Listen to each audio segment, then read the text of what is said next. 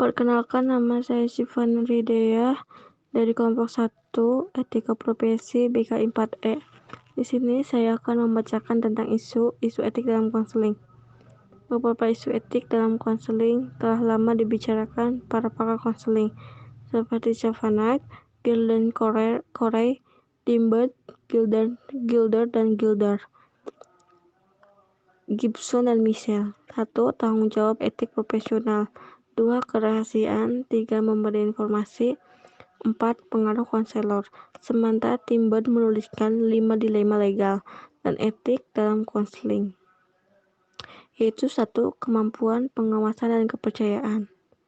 2. Perjanjian antara konselor dan konseling. 3. Kerahasiaan informasi dan data konseling. 4. Konseling niat bunuh diri. 5. Atau mengancam jiwa orang lain. Nampak bahwa isu etik dalam konseling ini makin lama makin kompleks. Seperti yang dikemukakan Gilder dan Gilder, ada 8 isu etik bagi konselor, yaitu 1. Penghargaan terhadap konseling. 2. Batasan-batasan dalam hubungan konselor dan konseling. 3. Tanggung jawab konselor. 4. Kompetensi konselor. 5. Rujukan. 6. Penghentian konselor. 7. Kewajiban hukum. 8. Promosi diri. Sedangkan Gibson dan Michel menuliskan isu etik dalam konseling dalam 3 hal, yaitu 1. Kompetensi. 2. Kerahasiaan dan komunikasi pribadi. 3. Hubungan pribadi dengan konseling. Dan ia menuliskan 11 tingkah laku tidak etis yang paling sering terjadi dalam konseling. 1. Pelanggaran kepercayaan. 2. Melampaui tingkat kompetensi profesional. 3. Kelalaian dalam praktik. 4. Mengklaim keahlian yang tidak dimiliki. 5. Memaksakan nilai-nilai konselor pada konseling. 6. Membuat konseling bergantung. 7. Melakukan aktivitas seksual dengan konseling. Dan konflik kepentingan seperti hubungan pada ganda, yaitu peran konselor bercampur dengan hubungan lainnya, baik hubungan pribadi atau hubungan profesional. 9. Persetujuan finansial yang kurang jelas, seperti mengenakan bayaran tambahan. 10. Mengiklankan yang tidak pantas. 11. Plagiarisme. Penulis utama dari isu etik itu yaitu rendahnya tanggung jawab profesional konselor. Isu lainnya hanya merupakan akibat dari isu utama. Isu kerahasiaan seperti memberi informasi pada pihak yang tidak berkompeten dapat dicegah jika konselor memiliki tanggung jawab profesi yang tinggi. Begitupun isu kemampuan atau kompetensi. Konselor sering memberikan layanan konseling di luar bidang keahliannya. Ia akan melimpahkan konselor pada pihak yang lebih berkompeten, dan seterusnya. Penulis juga menduga ketujuh isu tersebut paling sering dihadapi konselor dalam praktik konseling. Itu boleh jadi paling sering dilanggar seperti yang dikemukakan oleh Glading di atas. Isu-isu etik dalam konseling yang dikemukakan oleh Gildard dan Gildan, ia menuliskan 11 tingkah laku tidak etis yang paling sering terjadi dalam konseling. Di antaranya, pelanggaran kepercayaan, melampaui tingkat kompetensi profesional, kelalaian dalam praktik, mengklaim keahlian yang tidak dimiliki, memaksakan nilai-nilai konselor pada konseli, membuat konseli bergantung, melakukan aktivitas seksual dengan konseli, konflik kepentingan, persetujuan finansial yang kurang jelas, mengiklankan yang tidak pantas, dan plagiarisme. Isu utama dari isu etik ini yaitu rendahnya tanggung jawab profesional konselor. Isu-isu lainnya hanya merupakan akibat dari isu utama tersebut. Isu kerahasiaan seperti memberi informasi pada pihak yang tidak berkompeten dapat dicegah jika konselor memiliki tanggung jawab profesi yang tinggi. Begitupun isu kemampuan atau kompetensi konselor seperti membeli layanan konseling di luar bidang keahlian. Ia akan melimpahkan konseli pada pihak yang lebih kompeten, dan seterusnya. Penulis juga menduga ketujuh isu itu tersebut paling sering dihadapi konselor dalam praktik konseling atau lebih jadi paling sering dilanggar seperti yang dikemukakan Glading di atas. Selanjutnya, tanggung jawab profesional.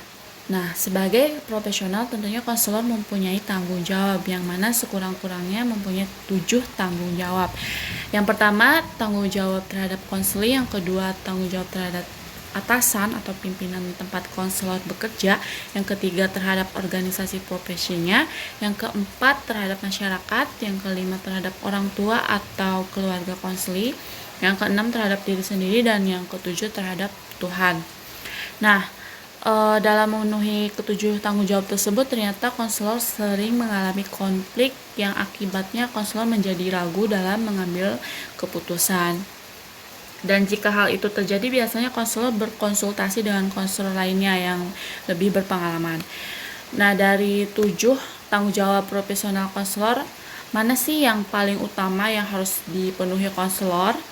Ternyata tanggung jawab tersebut harus dipenuhi secara simultan, yang artinya pada saat yang sama ketujuh tanggung jawab tersebut menjadi dasar pertimbangan etik konselor dalam membuat keputusan.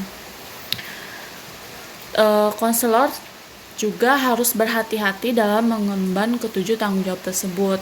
Untuk itu dianjurkan sebelum memulai konseling, hendaknya konselor menjelaskan beberapa pertimbangan etik dan batas-batas dalam layanan konseling.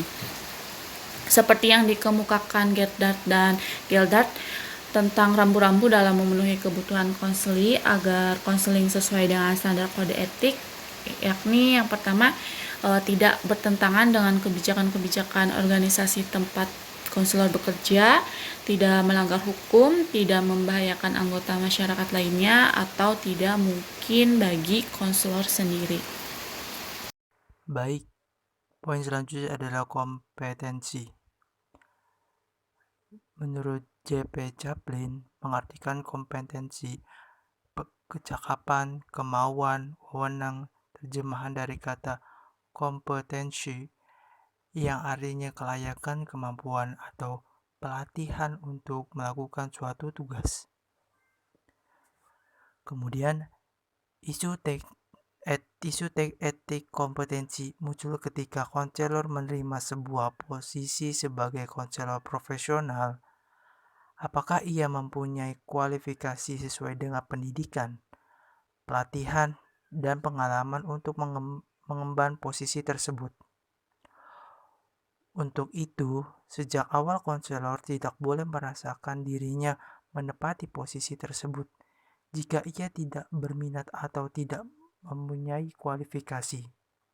Kemudian, bersikap terus terang terhadap keterbatasan profesional dan pribadi bukan perkara mudah.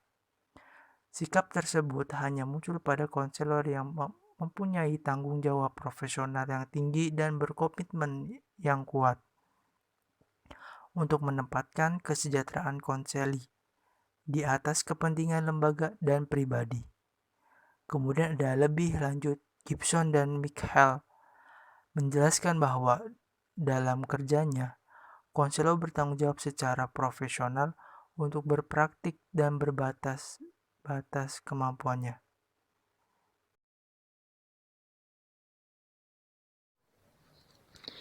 Selanjutnya, poin yang termasuk pada isu-isu etik dalam konseling yaitu kerahasiaan. Kavanagh merupakan orang pertama yang membahas kerahasiaan sebagai salah satu isu etik dalam konseling. Ia menyatakan kerahasiaan atau confidentiality merupakan sebuah isu etik yang sangat kompleks bagi konselor. Definisi menurut Siegel, kerahasiaan melibatkan etika profesional daripada keabsahan dan menunjukkan janji atau kontrak tersirat untuk tidak menampakkan apapun tentang pengecualian individu di bawah kondisi yang disepakati dengan sumber atau subjek. Menurut Webhazen dan Brim, konfidensial berhubungan dengan pengendalian informasi yang diterima dari seseorang.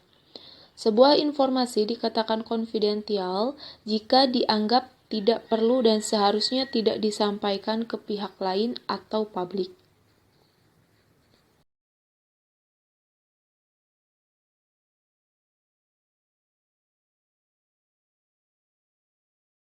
Poin selanjutnya yaitu mengenai sumber etika bimbingan dan konseling. Bond mengusulkan 6 sumber etika bimbingan dan konseling. Di antaranya yang pertama yaitu etika personal. Etika ini menyangkut terhadap dirinya sendiri, di mana etika ini yang membimbing konseli untuk menghasilkan keputusan yang tepat, terutama setelah berlangsungnya proses konseling. Yang kedua yaitu etika dan nilai-nilai yang implisit di dalam model-model terapeutik. Terapeutik di sini artinya terapi. Sehingga etika dan nilai-nilai dalam BK ini harus mampu terkandung di dalam model-model terapi apapun yang bisa digunakan. Yang ketiga yaitu kebijakan agensi. Artinya dalam beretika seorang konselor, kebijakan dari sebuah agensi mampu membentuk konselor yang profesional. Yang keempat yaitu kode dan pedoman profesional. Artinya dalam BK pasti ada sebuah kode etik serta kompetensi profesional yang bisa dijadikan sebagai landasan. Yang kelima yaitu filosofi moral. Bisa disebut juga dengan etika, di mana filosofi moral ini menekankan pada pembuatan keputusan berdasarkan pertimbangan moral. Yang keenam yaitu hukum.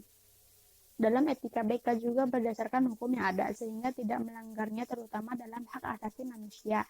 Namun dalam semua sumber etika BK menurut Bond ini, kedudukan ajaran agama hendaknya lebih tinggi karena kebenaran agama ini bersifat mutlak, serta keenam sumber yang telah disebutkan tadi memiliki potensi terjadinya benturan nilai antara yang satu dengan yang lainnya.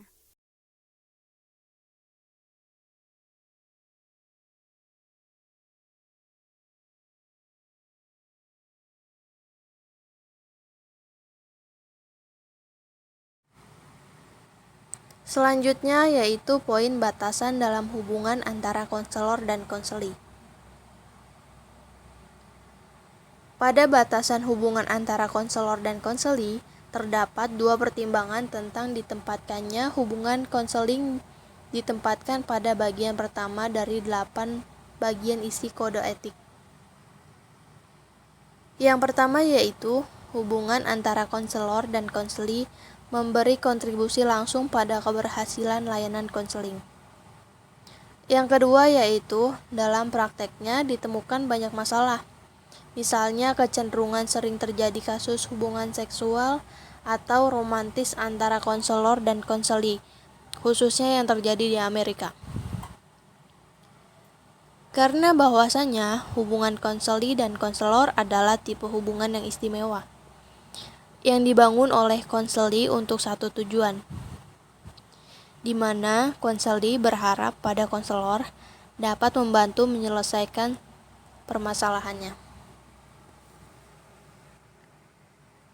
Banyak negara bagian di Amerika memperkenalkan dan melindungi komunikasi istimewa dalam hubungan konselor-konseli. Namun ada 9 pengecualian, yaitu yang pertama dalam kasus pertentangan antara konselor dan konseli. Yang kedua yaitu ketika konseli memunculkan masalah mengenai kondisi mental dan tuntutan legal. Yang ketiga yaitu ketika kondisi konseli dalam bahaya baik untuk dirinya maupun orang lain. Yang keempat yaitu dalam kasus pelecehan anak atau penelantaran.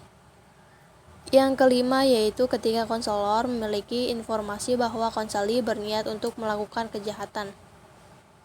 Yang keenam yaitu selama pengadilan meminta evaluasi psikologis. Yang ketujuh yaitu untuk tujuan pertolongan spontan. Yang kedelapan ketika konselor memiliki informasi bahwa konseli telah menjadi korban kejahatan. Dan yang kesembilan yaitu dalam kasus kekerasan pada orang yang rentan. Batasan-batasan hubungan konselor dan konseli penting diperhatikan, karena selain hubungan pribadi yang terlalu dekat dapat merusak penilaian profesional konselor. Ini artinya menghindari hubungan konseling dengan kerabat, teman dekat, dan majikan konseli. Konselor juga harus berupaya menghindari eksploitasi konseli untuk perolehan finansial, status sosial, data riset, atau motif lain di luar konseling.